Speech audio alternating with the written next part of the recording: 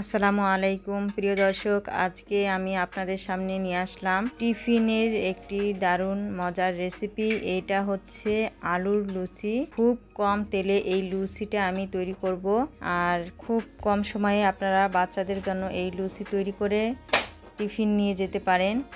এখন এই আলুর লুচি তৈরি করার জন্য এখানে আমি সিদ্ধ করা কয়েকটা আলু এবং পেঁয়াজ কুচি, ধনেপাতা কুচি, শুকনো মরিচ এবং জিরার গুঁড়া দিয়ে আর স্বাদ মতো লবণ দিয়ে আলুগুলোকে ভালো করে ডলে নিলাম। আলুগুলোকে ভালো করে সবগুলো উপকরণের সাথে ডলে ভর্তা করে নেওয়ার পর এখন আরেকটি বাটিতে নিয়ে নিচ্ছি আটা। এখানে আমি প্রায় 1.5 কাপ পরিমাণ আটা নিয়েছি। আটার পরিমাণটা আপনাদের পছন্দ মতো অ্যাড করবেন। এরপর স্বাদ মতো লবণ দিয়েছি আর চিনি দিয়েছি 2 চা চামচ,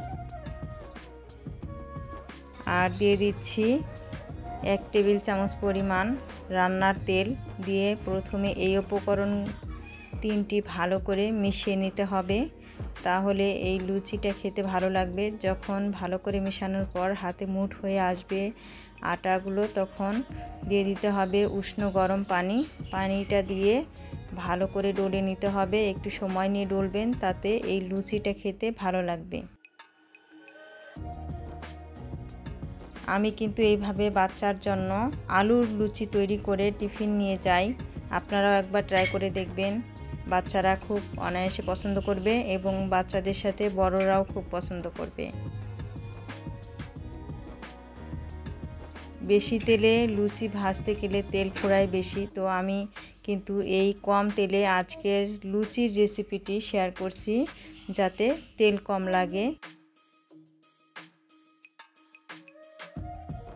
এখন একটি ডো নিয়ে নিলাম। একটি করে ডো নিয়ে এইভাবে চ্যাপ্টা করে তারপর হাতের তালুতে নিয়ে আমি যে আলু ভর্তাটা তৈরি করেছি সেই আলু ভর্তাটা দিয়ে পুর করে এইভাবে মুখটা লাগিয়ে চ্যাপ্টা করে দিলাম।